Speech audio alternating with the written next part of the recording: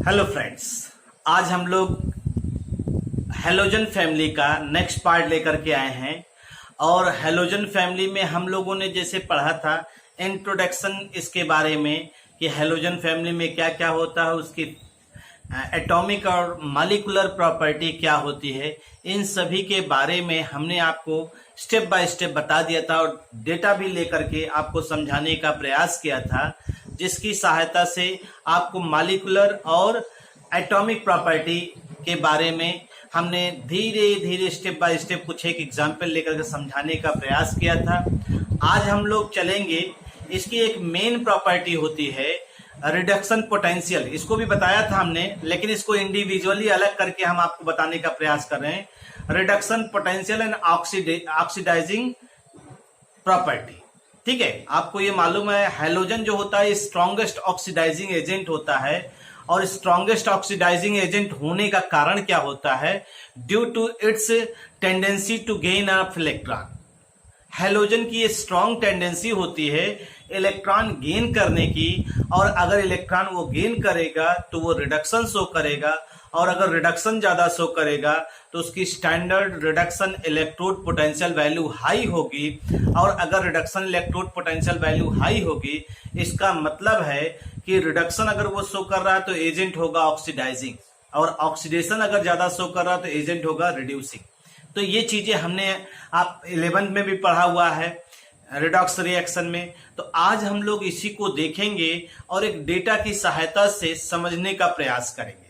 ठीक है भाई, और ये भी समझेंगे कि हेलोजेंस की जो इलेक्ट्रॉन जो रिड्यूसिंग पावर होती है या ऑक्सीडाइजिंग स्ट्रेंथ होती है, वो किस तरह से चेंज होती है, कैसे घटती और बढ़ती है, और कौन कौन से फैक्टर्स हैं जो इस बात के लिए रिस्पॉन्सिबल होते हैं कि हेलोजेंस की जो ऑक्सीडाइजिंग प्रॉपर्टी है वो कैसे चेंज हो रही है और कहाँ घट रही कहाँ बढ़ रही है। इन सभी चीजों को हम लोग देखेंगे और साथ ही साथ जो है हेलोजेंस की रिएक्टिविटी को समझेंगे on the basis of bond order. ये सभी चीजें हम लोगों ने पढ़ा हुआ है, लेकिन इससे काफी क्वेश्चंस पुटअप होते हैं, तो हमने एक जो है पूरा पोर्शन निकाल करके इसको रखा है और इसको समझाने का प्रयास किया।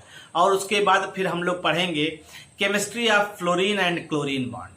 Chemistry of chlorine and fluorine bond के बारे में समझा जाएगा कि काहे फ्लोरीन की रिएक्टिविटी जो है ज्यादा होती in comparison to chlorine with other elements. ठीक, तो आइए देखते हैं। तो आज का जो टॉपिक है वो टॉपिक है reduction potential and oxidizing property. हम लोग पढ़ रहे हैं हेलोजन फैमिली भाई।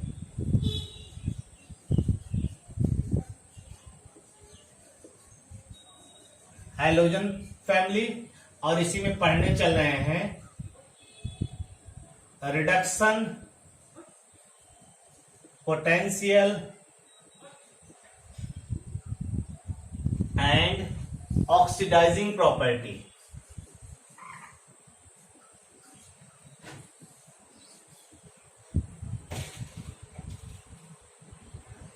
Reduction potential and oxidizing property. ठीक, तो ये तो आपको मालूम ही है हेलोजेंस की स्ट्रॉन्ग टेंडेंसी होती है इलेक्ट्रॉन गेन करने, तो इसलिए हेलोजेंस जो होते हैं हाई ऑक्सीडाइजिंग प्रॉपर्टी शो करते हैं। Halogens have high oxidizing property. Halogens have high oxidizing property, ये आपको मालूम होना चाहिए। हेलोजेंस की ऑक्सीडाइजिंग प्रॉपर्टी बहुत ज्यादा होती है, और आपको मालूम है क्यों? क्योंकि हेलोजेंस की इलेक्ट्रॉन को एक्सेप्ट यानी इलेक्ट्रॉन गेन करने की टेंडेंसी बहुत ज्यादा होती है, जिसे आप इलेक्ट्रॉन एफिनिटी कहते हैं। Due to its high electron gain enthalpy. High electron gain enthalpy, halogen की इलेक्ट्रॉन गेन एंथैल्पी हाई होती है, इसलिए हेलोजेंस जो होते हैं हाई ऑक्सीडाइजिंग प्रॉपर्टी शो करते हैं। ठीक, इसका मतलब है किसी भी एलिमेंट की अगर इलेक्ट्रॉन अफिनिटी ज्यादा होगी तो इसका मतलब है वह इलेक्ट्रॉन एक्सेप्ट करने की टेंडेंसी ज्यादा होगी। जैसे आपने पढ़ा है फ्लोरीन, क्लोरीन, ब्रोमीन, आयोडीन में टॉप टू बॉटम चल रहे हैं तो साइज बढ़ रही है। अगर साइज बढ़ रही है तो उनकी इलेक्ट्रॉन गेन करने की टेंडेंसी बढ़नी चाहिए। तो इस हिसाब से सबसे ज्यादा इलेक्ट्रॉन अफिनिटी किसकी होनी चाहिए? हमने क्या कहा, साइज बढ़ने की वजह से इलेक्ट्रॉन अफिनिटी घटनी चाहिए। दोनों इनवर्स होते हैं भाई, ये मालूम होना चाहिए आपको। तो फ्लोरीन की साइज सबसे छोटी है। अगर फ्लोरीन की साइज सबसे छोटी है तो इसकी इलेक्ट्रॉन गेन करने की टेंडेंसी सबसे ज्यादा होनी चाहिए, यानी इसकी इलेक्ट्रॉन अफिनिटी सबसे ज्यादा होना चाहिए। लेकिन यहाँ पे आपको हमने एक्सेप्शन बताया हुआ है, आपने एक्सेप्शन पढ़ा भी है कि फ्लोरीन और क्लोरीन में क्लोरीन की इलेक्ट्रॉन अफिनिटी ज्यादा होती है, ठीक। और वो कारण वहां पे पढ़ा हुआ है, साइज का कॉन्सेप्ट है, इलेक्ट्रॉन डेंसिटी और इलेक्ट्रॉन रिपल्सन फैक्टर रिस्पॉन्सिबल होता है। ये सभी चीजें आपने प्रीवियस वीडियो में ऑब्जर्व भी किया है, इससे पहले वाले वीडियो में हमने आपको बताया भी है और इसको आपने पढ़ा भी है।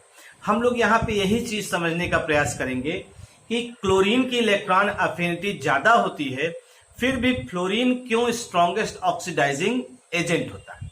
यानी क्वेश्चन समझ में आया? क्लोरीन की इलेक्ट्रॉन अफिनिटी फ्लोरीन से ज्यादा होती है, फिर भी फ्लोरीन जो है वो स्ट्रॉन्गेस्ट ऑक्सीडाइजिंग एजेंट होता है और क्लोरीन ना होकर के फ्लोरीन होता है। क्यों ऐसा है, इसी चीज को हम लोग नॉर्मली देखेंगे और समझने का प्रयास करेंगे, ठीक। तो आइए देखते हैं इसी चीज को। हमने यहाँ पे कहा कि अगर किसी की इलेक्ट्रॉन अफिनिटी हाई होगी तो easier gain electron by halogens। Halogens के द्वारा इलेक्ट्रॉन गेन करने की जो टेंडेंसी होगी easier होगी, easier gain electron by halogen, ठीक। और जब इलेक्ट्रॉन आसानी से हैलोजन गेन करेगा तो क्या होगा, हायर ऑक्सीडाइजिंग प्रॉपर्टी। तो ऑक्सीडाइजिंग प्रॉपर्टी जो होगी वो हायर होगी हैलोजन की, यही चीज है। इसी चीज को हम लोग नॉर्मली देखते हैं। लेकिन हम लोग यहाँ पे जानते हैं in all the halogen fluorine is the most oxidizing agent। ये मोस्ट ऑक्सीडाइजिंग एजेंट होता है, मोस्ट ऑक्सीडाइजिंग एजेंट होता है। अगर आप इसका जो है रिडक्शन एसआरपी वैल्यू भी देखिए, अगर आप इसकी एसआरपी वैल्यू देखिए तो आपको नॉर्मली समझ में आएगा। फ्लोरीन, क्लोरीन, ब्रोमीन, आयोडीन, ये हैलोजन हो गया, हैलोजेंस। और इनकी एसआरपी वैल्यू अगर आपको याद हो तो स्टैंडर्ड रिडक्शन पोटेंशियल वैल्यू यानी E0 वोल्ट में अगर आपको याद हो तो फ्लोरीन का सबसे ज्यादा होता है +2.87। ये एसआरपी है भाई, एसआरपी का मतलब स्टैंडर्ड रिडक्शन पोटेंशियल वैल्यू, ठीक है। इसकी +2.87 होती है, इसकी +1.36 होती है, इसकी प्लस और भी कम होती है 1.06 और इसकी और कम होती है +0.54 ये होती है। अगर इस हिसाब से आप देखिए तो फ्लोरीन की जो standard reduction potential value SRP value है वो सबसे ज्यादा है। और फ्लोरीन की सबसे ज्यादा होने का मतलब है फ्लोरीन स्ट्रॉन्गेस्ट ऑक्सीडाइजिंग एजेंट होगा जितने भी हैलोजेंस हैं, ठीक। और आपको मालूम है ये जो फ्लोरीन है अदर हैलोजेंस को ऑक्सीडाइज भी करता है। यानी फ्लोरीन जो है इसकी एक खासियत ये भी ध्यान दीजिएगा, जो है it oxidises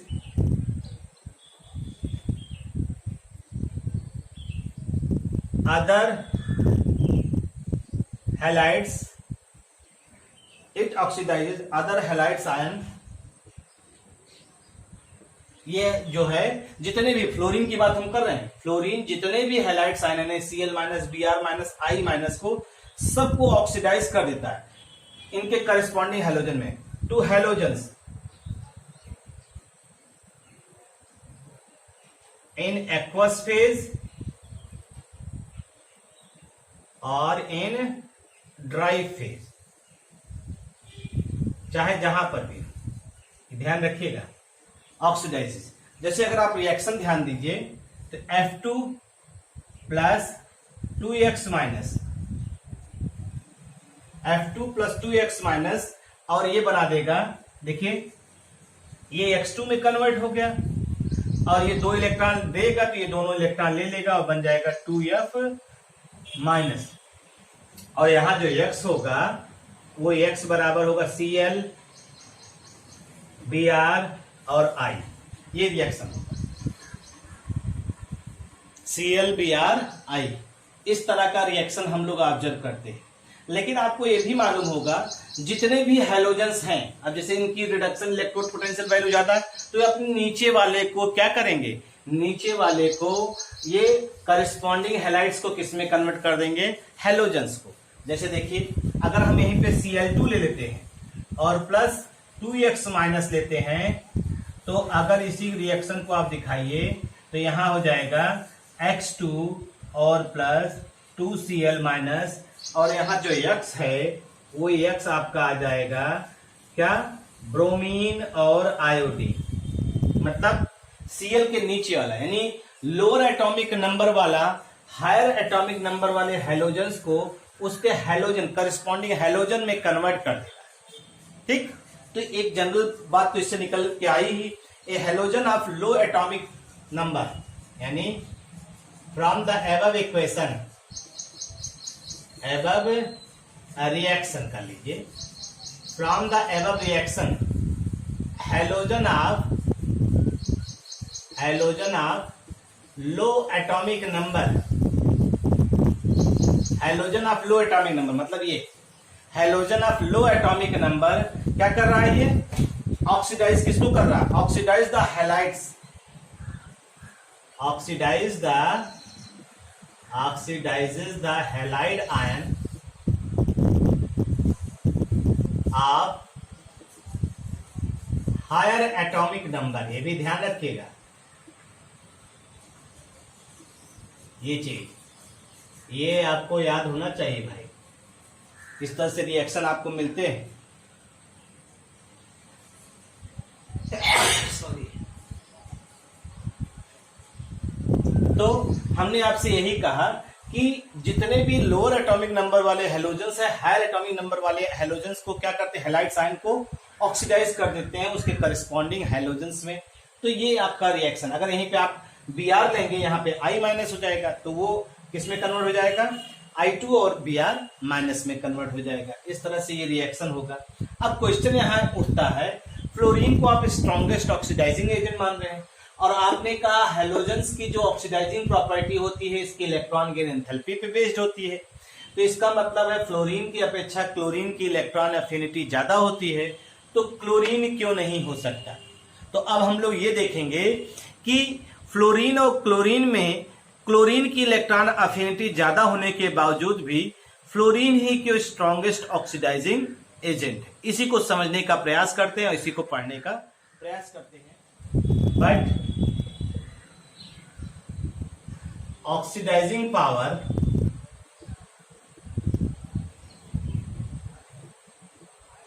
of fluorine is more than that of chlorine। Why? यही क्वेश्चन है और इसी क्वेश्चन को हम लोग समझने का प्रयास करेंगे। ठीक, और इसको समझने के लिए आपको ये मालूम होना चाहिए कि जो भी ये प्रोसेस होता है ये कई स्टेप में लाके, जैसे देखिए ये इलेक्ट्रॉन ले रहा है तो एक प्रोसेस तो ये जरूर आएगा इलेक्ट्रॉन गेन एंथैल्पी। ठीक है, एक प्रोसेस ये जरूर रहेगा electron gain enthalpy.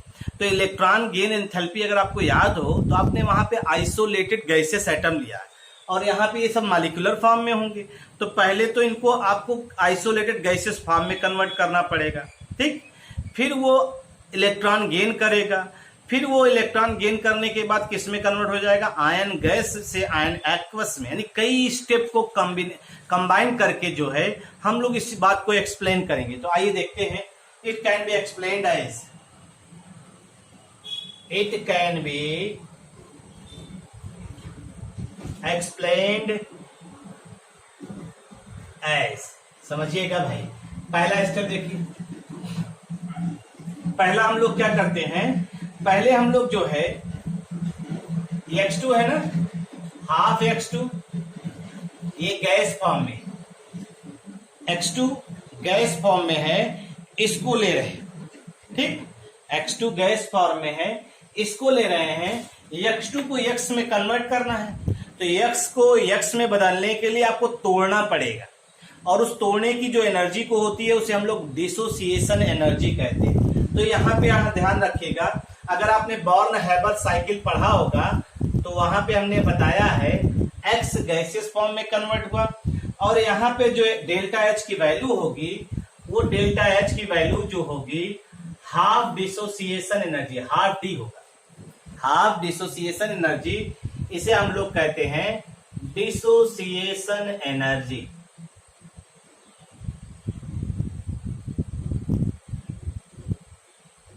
Dissociation energy इसे कहते हैं, हाफ डी कह रहे हैं, ठीक। यानी x2 को x में कन्वर्ट करने के लिए आपको कितना, जैसे आपका ये है x है, 1 मोल है ना, 1 मोल है, इस बॉन्ड को तोड़ना है तो D चाहिए भाई। बॉन्ड डिसोसिएशन एनर्जी क्या होती है, 1 मोल गैसेस मॉलिक्यूल में जो बॉन्ड प्रेजेंट होते हैं उसे डिसोसिएट करने के लिए जो एनर्जी की जरूरत पड़ती है उसे डिसोसिएशन एनर्जी कहते हैं। 1 मोल है तो D चाहिए, तो अगर यही हाफ मोल होता है यहाँ पे, तो इसको तोड़ने के लिए कितने मोल जरूरत पड़ेगी, हाफ डिसोसिएशन, डिसोसिएशन एनर्जी का हाफ कर दीजिए तो वो आ जाए। तो ये आपका हो गया डिसोसिएशन, यानी अब आपको मिल गया आइसोलेटेड गैसियस एटम मिल गया। अब यही आइसोलेटेड गैसियस एटम जो है वो इलेक्ट्रॉन गेन करेगा, देखिए x गैसियस, और ये इलेक्ट्रॉन गेन करेगा, और जब ये इलेक्ट्रॉन गेन करेगा तो आपको मालूम है ये कन्वर्ट किस में होता है, x माइनस गैसियस में, और यहाँ पे जो एनर्जी निकलती है उसे आपको मालूम है माइनस एक्सोथर्मिक होता है, इलेक्ट्रॉन गेन एंथैल्पी इसे कहते हैं, इसे इलेक्ट्रॉन गेन एंथैल्पी कहते हैं। आपने इसको पढ़ा भी होगा या सुना भी होगा, या साइट में इसको आप क्या कहते हैं, इलेक्ट्रॉन एफिनिटी, ठीक है भाई, या EA बहुत साइड में देखते हैं, EA ये माइनस में होता है क्योंकि एक्सोथर्मिक प्रोसेस होता है ना, ये एंडो है, ध्यान रखिएगा, ये एंडोथर्मिक प्रोसेस है, ये एक्सो हुआ। अब आपको मालूम है जो आयन माइनस है, ये गैसियस आयन जो है ये कन्वर्ट होता है किसमें, C,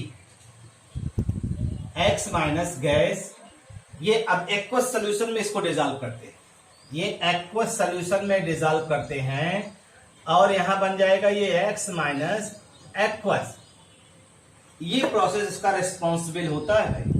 और यहां जो एनर्जी रिलीज होगी उस एनर्जी को हम लोग कहते हैं हाइड्रेशन एनर्जी, हाइड्रेशन एनर्जी, और ये भी एक्सोथर्मिक होता है, ये भी एक्सोथर्मिक होता है, और इसे हम लोग दिखाएंगे H hydration, hydration enthalpy, hydration enthalpy ये चीज है। अब आप जानते हैं x माइनस, अब समझ लीजिए हाइड्रेशन एंथैल्पी होती क्या है, जैसे x माइनस है, जैसे ही वाटर इंटरेक्ट करेगा इसके साथ तो x माइनस जो होता है इसकी सरफेस पे चारों तरफ वाटर के मॉलिक्यूल आकर के ऐसे अटैच हो जाएंगे, H2O मॉलिक्यूल।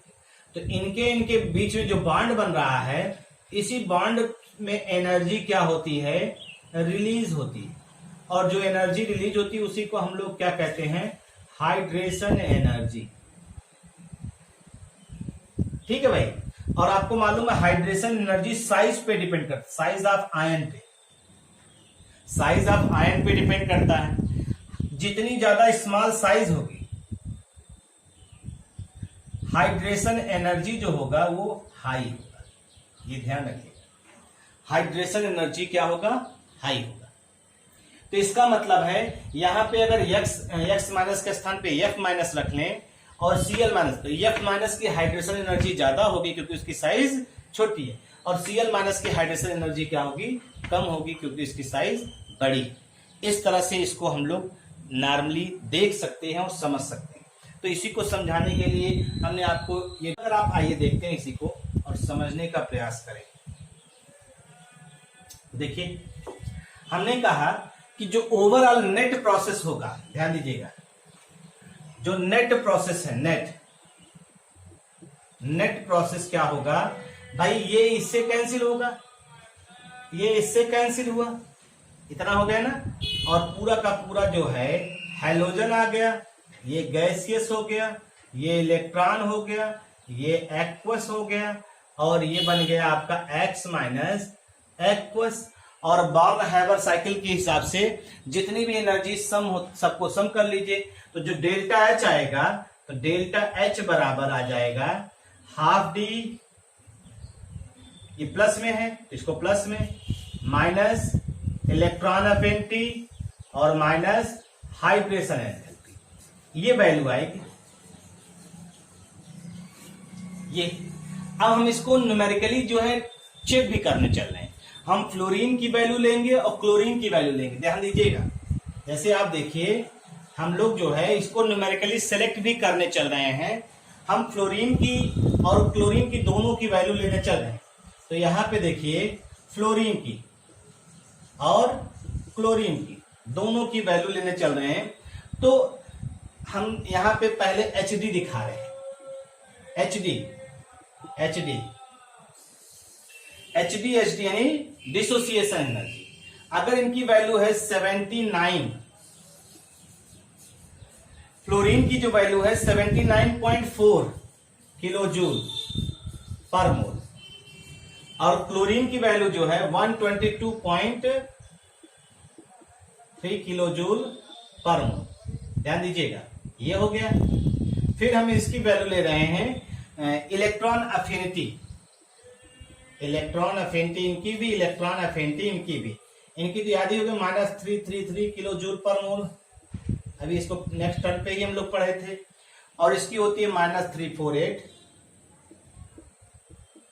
अभी तक देखिए इसकी वैल्यू ज्यादा ही हो रही है। फिर उसके बाद हम लोग आ रहे हैं फ्लोरीन का क्या बचा, उसके बाद हाइड्रेशन एंथैल्पी। इसको अगर आप देखिए तो हाइड्रेशन एंथैल्पी फ्लोरीन की -460 हो जाता है, यही ज्यादा हो जाता है। और जो है क्लोरीन का हो जाता है -383। ठीक। अब आप अगर डेल्टा H निकालेंगे इसका, तो डेल्टा H इसके आधार पे हाफ डी, ठीक, ये हाफ डी की वैल्यू है भाई, हाफ डी की वैल्यू है। अगर आप डेल्टा H इसकी वैल्यू निकालते हैं तो ये जो डेल्टा H की वैल्यू आती है इसके लिए आ रही है -713.6 किलो जूल, -713.6 किलो जूल पर मोल। और इसके लिए वैल्यू आ रही है डेल्टा H की -644.7 किलो जूल पर मोल। ध्यान दीजिएगा इस बात को। अब आप देखिए गौर से, अगर हम बात करें तो जो फ्लोरीन के लिए इस इक्वेशन को देखिए, डेल्टा H फॉर फ्लोरीन जो आ रहा है -713.6 किलो जूल पर मोल, और जो डेल्टा H की वैल्यू आ रही है फॉर क्लोरीन जो है वो आ रही है -644.7 किलो जूल पर मोल। अब आप देखिए एनर्जी के हिसाब से कौन फेवरेबल है, आप खुद समझिए। एनर्जी के हिसाब से इसमें कौन फेवरेबल है? चूंकि डेल एच की वैल्यू देखिए, और यहाँ पे डेल एच की वैल्यू किसके लिए ज्यादा है? डेल एच की वैल्यू फ्लोरीन के लिए ज्यादा है। इसका मतलब ये तीनों प्रोसेस फ्लोरीन में ज्यादा होगा, और तीनों प्रोसेस फ्लोरीन में ज्यादा होगा, इसका मतलब है फ्लोरीन इलेक्ट्रॉन ज्यादा आसानी से गेन करेगा और एक्वस सोल्यूशन में एफ माइनस एक्वस आसानी से बनाएगा। इसलिए डेल एच की वैल्यू इसकी ज्यादा है, तो इसलिए ये स्ट्रॉन्गेस्ट ऑक्सीडाइजिंग एजेंट होगा। ठीक है भाई, तो हम लोग इस आधार पे कह सकते हैं कि del H is more negative. क्या कह सकते हैं? Since del H is more negative for fluorine, hence fluorine is strongest oxidizing agent। ठीक है, fluorine is strongest oxidizing agent. यानी आप एक बात कह सकते हैं इससे और भी कि अगर डेल एच की वैल्यू निगेटिव हाई है, ठीक है, तो वो स्ट्रॉन्गेस्ट ऑक्सीडाइजिंग एजेंट होगा अगर इस तरह से प्रोसेस होगा।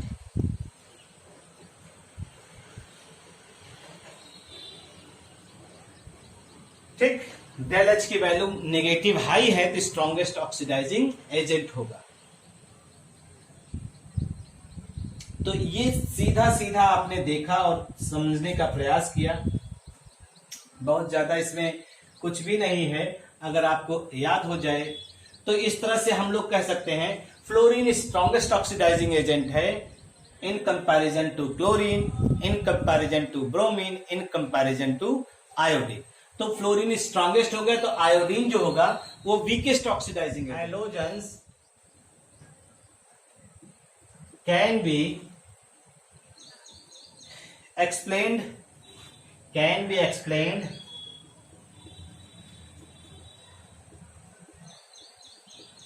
with reaction of water। Water से रिएक्शन से हम लोग इसको एक्सप्लेन कर सकते हैं। ठीक, जैसे फ्लोरीन स्ट्रॉन्गेस्ट ऑक्सीडाइजिंग एजेंट है, स्ट्रॉन्गेस्ट ऑक्सीडाइजिंग एजेंट है। ठीक है भाई, तो ये क्या शो करेगा? ये तो रिडक्शन शो करेगा। रिडक्शन शो करेगा तो फ्लोरीन इलेक्ट्रॉन आसानी से गेन करेगा, और रिडक्शन शो करेगा तो किसमें कन्वर्ट हो जाएगा? ये अपने आप जो है फ्लोरीन फ्लोराइड आयन में कन्वर्ट हो जाएगा। यानी सीधे सीधे हम लोग कह सकते हैं इट ऑक्सीडाइजेज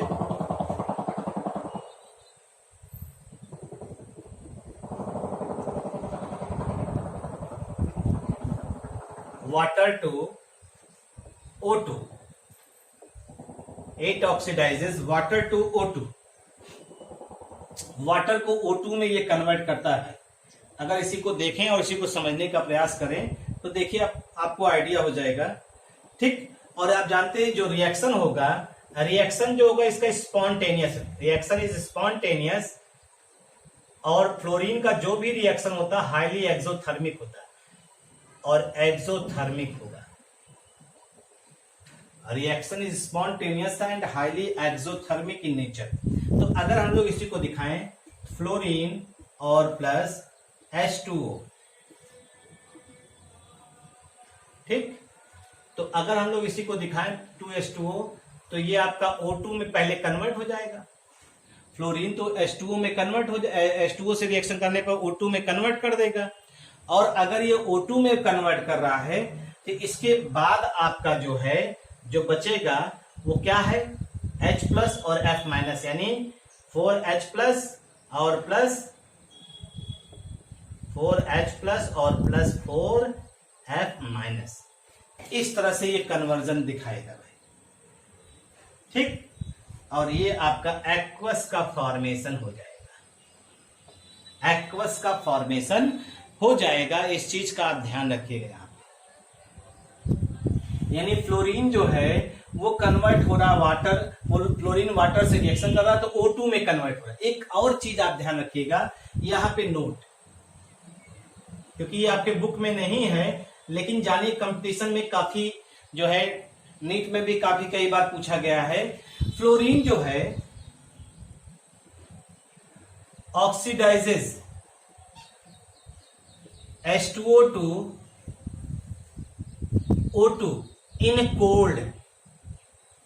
कोल्ड में जो है फ्लोरीन ऑक्सीडाइज कर रहा है H2O को, किसमें? O2 में।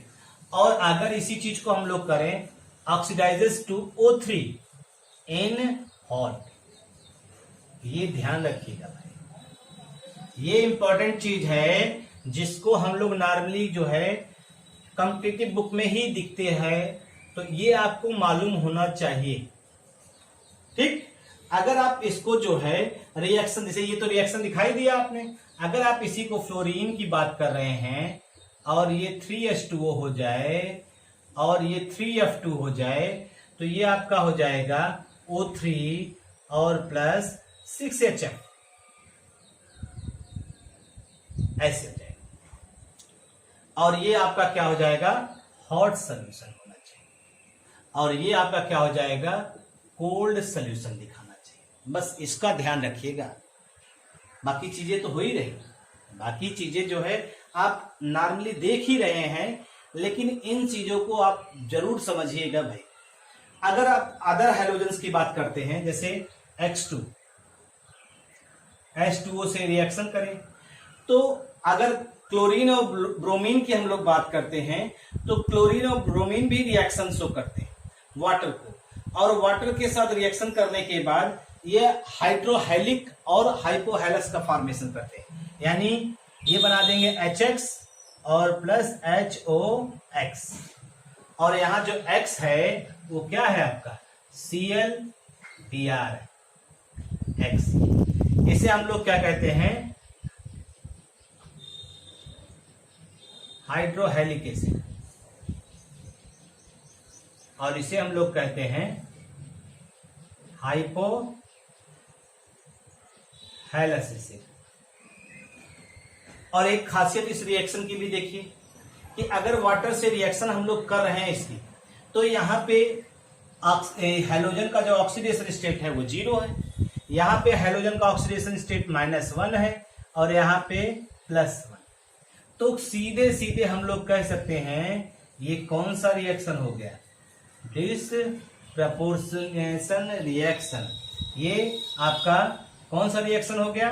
Disproportionation reaction, proportionation reaction,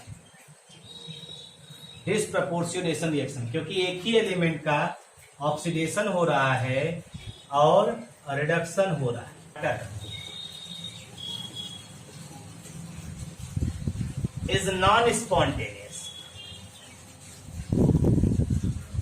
non spontaneous. Iodine की जो रिएक्शन होती है वाटर से वो नॉन स्पॉन्टेनियस होती है। इनफैक्ट आयोडाइड आयन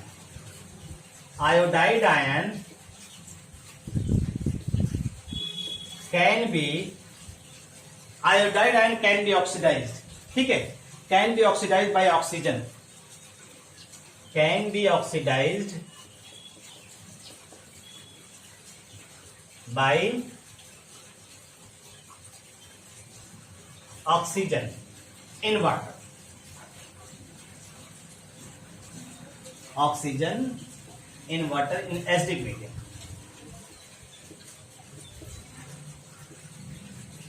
अगर एसिडिक मीडियम में हम आयोडाइड आयन को देख रहे हैं तो वो ऑक्सीडाइज कर दे बाई ऑक्सीजन, जो ऑक्सीजन है उसके द्वारा ऑक्सीडाइज हो जाएगा। आयोडीन एसिडिक मीडियम में रिएक्शन होना चाहिए, बस ये ध्यान रखिएगा।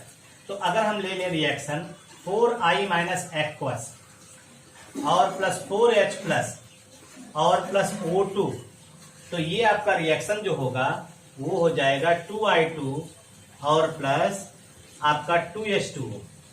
अगर आपने अभी रिएक्शन पढ़ा होगा फ्लोरीन वाला, फ्लोरीन के रिएक्शन को देखिए, this reaction is just reverse, this reaction is just reverse for fluorine, ये रिएक्शन है जो रिवर्स है किसके, फ्लोरीन से। The basis of above, on the basis of above we can से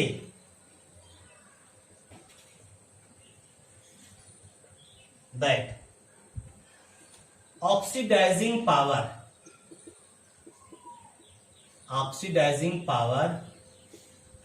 किसी भी एलिमेंट का जो ऑक्सीडाइजिंग पावर होता है depends on, oxidizing power depends on, पहला फैक्टर तो वही जो आपने पढ़ा कि जो डिसोसिएशन मॉलिक्यूल का है वो लो होना चाहिए, low heat of dissociation of halogen molecules, low heat of dissociation of halogen molecules. जो हैलोजन मॉलिक्यूल्स हैं उनका डिसोसिएशन एंथैल्पी जो होनी चाहिए वो लो होनी चाहिए। दूसरा, high electron affinity of halogen, halogen molecule है यानी हैलोजन एटम की इलेक्ट्रॉन एफिनिटी क्या होनी चाहिए, हाई होनी चाहिए, ठीक, हैलोजन एटम। और तीसरा क्या है आपने बताया अभी, हाइड्रेशन एनर्जी से रिलेटेड, ठीक, high hydration energy, high hydration energy of gaseous halide ion, यही तो आपने कहा। ये तीन चीजें जो हैं मिल करके किसी भी एलिमेंट्स को जो है किसी भी एलिमेंट्स की ऑक्सीडाइजिंग प्रॉपर्टी को क्या करती हैं, डिटरमाइन करती हैं, ठीक। तो इस आधार पे आपने फ्लोरीन को क्या कहा, स्ट्रॉन्गेस्ट ऑक्सीडाइजिंग एजेंट कहा है भाई। कहें यहां पे तो जो हैलाइड आयन है, द हैलाइड आयन, जो हैलाइड आयन है act as strong reducing agent, act as strong reducing agent। क्यों भाई, इनकी ये टेंडेंसी होगी ऑक्सीडेशन शो करने की, इलेक्ट्रॉन लूज करके मॉलिक्यूल में कन्वर्ट हो जाए, ठीक। लेकिन आपको मालूम है F माइनस आयन इलेक्ट्रॉन लेने की टेंडेंसी शो करता है, लूज करने की नहीं। तो हम लोग कह सकते हैं F minus does not have any reducing property, इसको हटा ही दीजिए, रिड्यूसिंग प्रॉपर्टी, क्योंकि स्ट्रॉन्गेस्ट ऑक्सीडाइजिंग एजेंट होता है, ठीक है भाई। तो अब हम लोग कंपेयर किसमें करेंगे, Cl माइनस, Br माइनस और I minus, but Cl minus, Br minus, I minus, Cl minus, Br minus and I minus act as reducing agent, act as reducing agent, ये reducing agent की तरह act करते हैं, ठीक। और इनका जो reducing प्रॉपर्टी है वो किस बात पे डिपेंड करेगा, कौन कितनी आसानी से इलेक्ट्रॉन लूज कर सकता है, कौन कितनी आसानी से इलेक्ट्रॉन लूज कर सकता है। तो on the basis of this property we can say Cl minus is much smaller than Br minus, Br minus is much smaller than I minus. तो ये स्ट्रॉन्ग रिड्यूसिंग प्रॉपर्टी का जो है ये इंक्रीजिंग ऑर्डर है, increasing order of reducing property,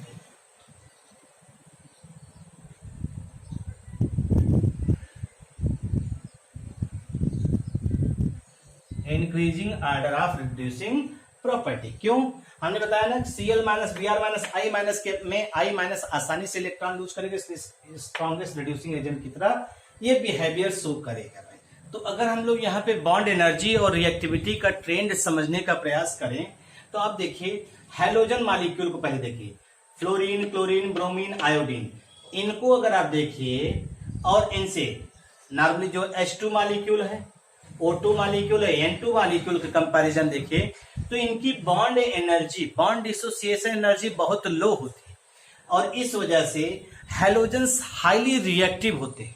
ठीक, तो हम लोग कह सकते हैं halogens are highly reactive family. Halogens are highly reactive family और उसका कारण आप पहला बता सकते हैं due to low bond dissociation energy. इसकी जो बॉन्ड डिसोसिएशन एनर्जी होती है वो क्या होती है, लो होती है। Due to low bond dissociation energy. अगर आप बॉन्ड डिसोसिएशन एनर्जी की बात करते हैं तो हैलोजन फैमिली देखिए आप गौर से अगर तो लगभग 250 के रेंज में, मैक्सिमम 250 ये है और उसके बाद जो है फिर क्या है 458 हाइड्रोजन का, 495 किलो जूल पर मोल, ऑक्सीजन का ट्रिपल, नाइट्रोजन ट्रिपल बॉन्ड की देखिए 941 किलो जूल। इसका मतलब ये सब हाई टेम्परेचर पे रिएक्शन कर रहे हैं, यानी इनको तोड़ने के लिए आपको हाई एनर्जी की रिक्वायरमेंट पड़ेगी और इसको लो, तो इस वजह से इनकी रिएक्टिविटी ज्यादा होगी। अगर हम इसी चीज को और ध्यान दें, अगर हम इसी चीज को और ध्यान दें तो हम लोग कह सकते हैं on the basis of bond energy, जो बॉन्ड एनर्जी का ट्रेंड है हैलोजेंस में, on the basis of bond energy we can say that among the halogens, halogens की बात करते हैं, सबसे ज्यादा रिएक्टिव कौन होगा, आयोडीन, फिर उसके बाद फ्लोरीन ना भाई, सबसे कम बॉन्ड डिसोसिएशन इसकी, फिर इसकी, और उसके बाद फिर ब्रोमीन, और सबसे कम रिएक्टिव कौन होगा, क्लोरीन। ये रिएक्टिविटी ट्रेंड होगा on the basis of bond energy. Reactivity जो है ये डिक्रीज कर रहा है, ठीक, on the basis of bond energy हम लोग ये कह सकते हैं। लेकिन ये एक्सपेरिमेंटल डेटा जो है ये एक्चुअल जो है ट्रेंड नहीं है भाई, ये एक्चुअल ट्रेंड हम लोग इसको नहीं ऐसे ऑब्जर्व करते। आपको मालूम है कि small size, due to small size high electronegativity, मालूम है ना, small size high electronegativity, low bond energy and high oxidation potential,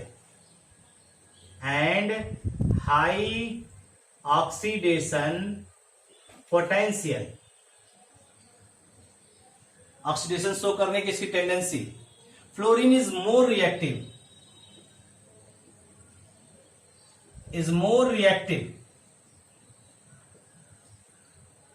ये सबसे ज्यादा रिएक्टिव हो जाता है।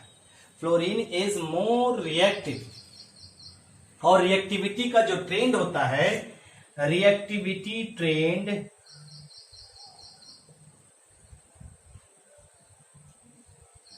Decreases as F2 is greater than Cl2, Cl2 is greater than Br2, Br2 is greater than I2।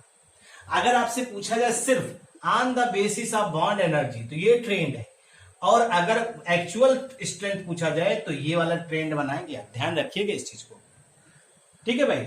हम इस तरह से कह सकते हैं कि फ्लोरीन जो है वो ज्यादा रिएक्टिव होता है in comparison to other halogen, ठीक।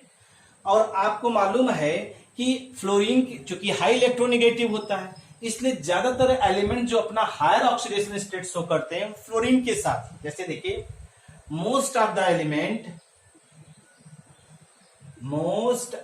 Elements shows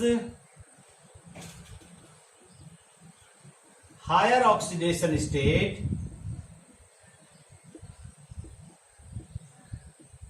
with fluorine. Fluorine के साथ ही ज्यादातर अपना हायर ऑक्सीडेशन स्टेट शो करते हैं इन देयर फ्लोराइड्स।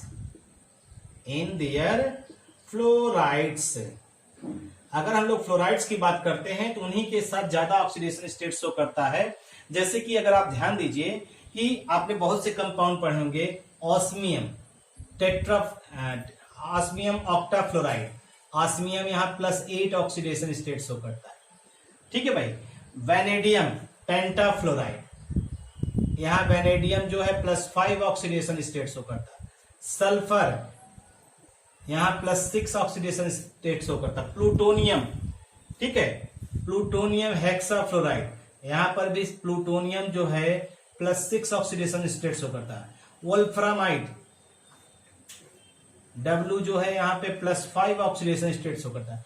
ये सब कुछ कंपाउंड्स हैं। आयोडीन, आयोडीन जो है IF7, I जो है +7 ऑक्सीडेशन स्टेट शो करता है।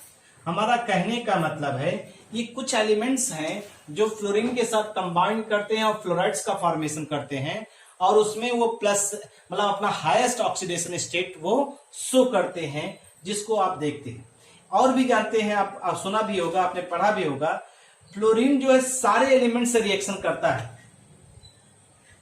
Fluorine react with all elements, ये भी सुना होगा, एलिमेंट्स एक्सेप्ट, कुछ को छोड़कर।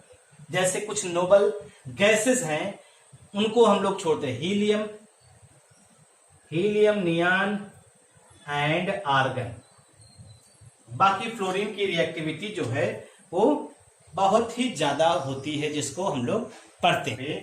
Chemistry of fluorine versus chlorine, ठीक है। क्लोरीन और फ्लोरीन का जो है केमिस्ट्री हम लोग समझने का प्रयास कर रहे हैं on the basis of bond energy data. हमने बॉन्ड एनर्जी डेटा एलिमेंट्स का कई बार हम लोग पढ़ चुके हैं। इस आधार पे आप देखिए तो फ्लोरीन की बॉन्ड डिसोसिएशन एनर्जी तो देख रहे हैं, और एक दूसरा डेटा लिया है हमने कि फ्लोरीन बॉन्ड बनाता है जब अदर एलिमेंट्स के साथ, और क्लोरीन बॉन्ड बनाता है अदर एलिमेंट्स के साथ। तो पहला तो कारण आप जान ही लीजिए कि फ्लोरीन, भाई इसका 149 है, आयोडीन तो लो है ही है, लेकिन फ्लोरीन की जो बॉन्ड, भाई यहां से यहां तक आपका साइज क्या हो रही है, साइज इंक्रीज कर रही है। और साइज अगर इंक्रीज कर रही है तो बॉन्ड एनर्जी अपने आप क्या होगा, डिक्रीज करनी चाहिए, डिक्रीज करनी चाहिए। मतलब एक फ्रेंड जो होना चाहिए कि वो 155, फिर उससे कम, फिर उससे कम, फिर उससे कम, ऐसे आना चाहिए। यहाँ ट्रेंड जो है थोड़ा सा अनएक्सपेक्टेड ट्रेंड है। तो फ्लोरीन की हाई बॉन्ड डिसोसिएशन एनर्जी, लो बॉन्ड डिसोसिएशन एनर्जी क्यों होती है, हमने बताया फ्लोरीन में नॉन बॉन्डिंग इलेक्ट्रॉन है, और नॉन बॉन्डिंग इलेक्ट्रॉन के बीच में क्या होता है, रिपल्सन होता है, और इसी रिपल्सन की वजह से इनकी बॉन्ड एनर्जी जो होती है वो लो होती है।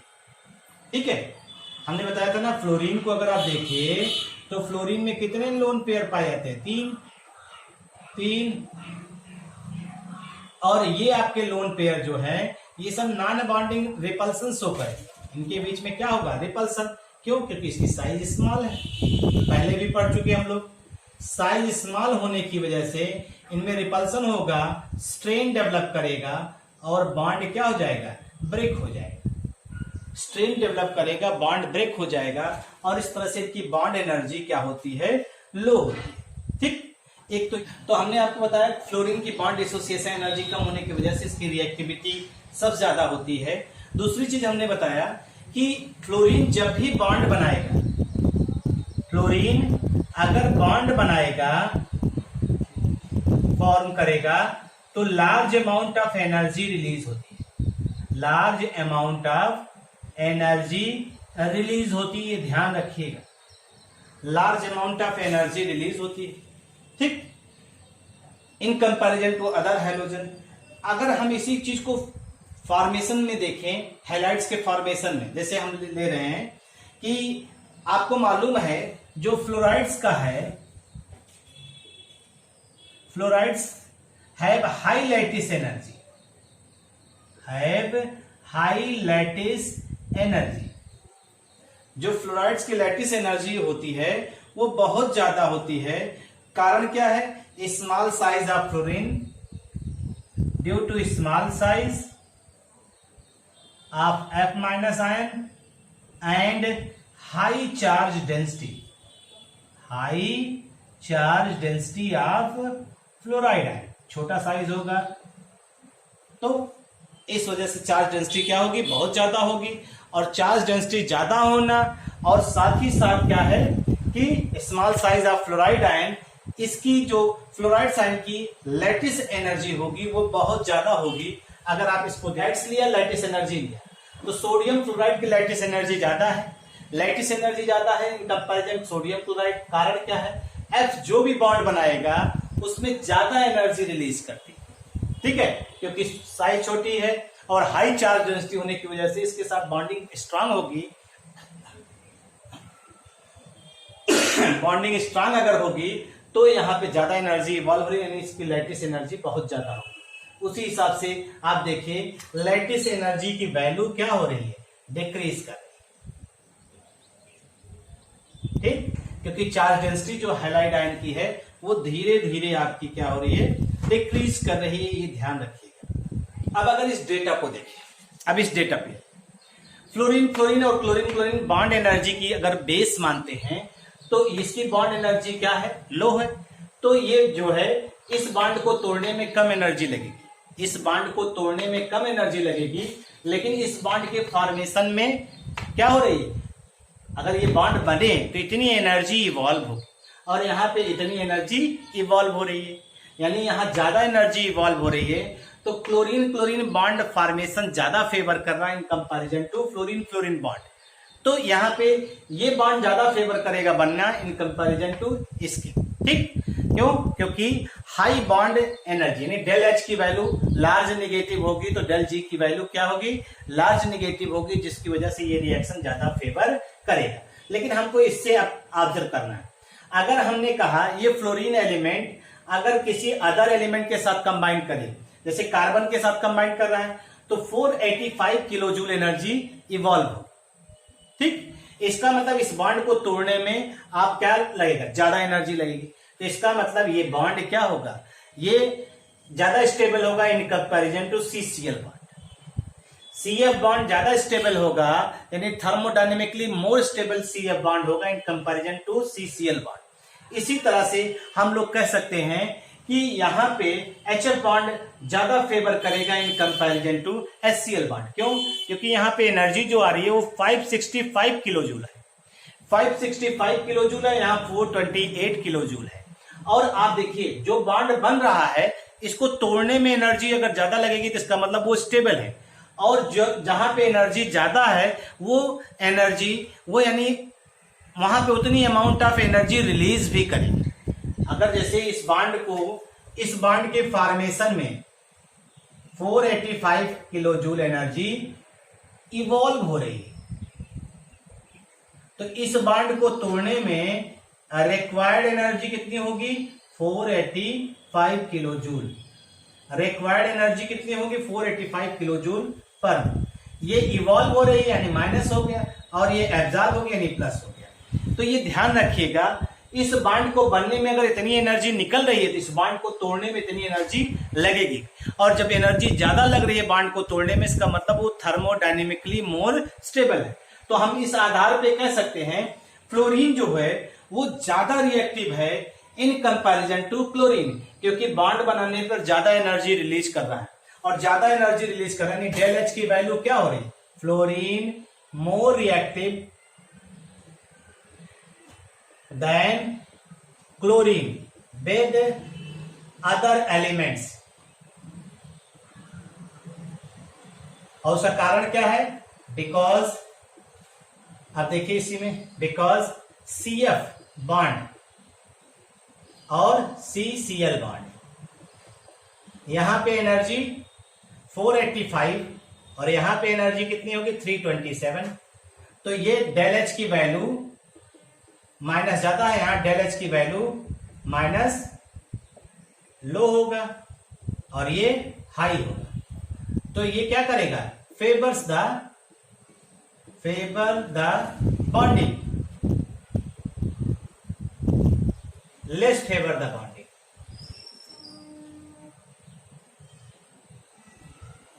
ठीक है भाई, तो हमारा कहने का मतलब है जहां पे एनर्जी ज्यादा रिलीज हो रही है वो ज्यादा फेवर कर रहा है, जहां पे एनर्जी कम रिलीज कर रही है वो कम फेवर कर रहा है। तो इस हिसाब हम लोग कह सकते हैं फ्लोरीन ज्यादा रिएक्टिव होगा इन कंपैरिजन टू क्लोरीन।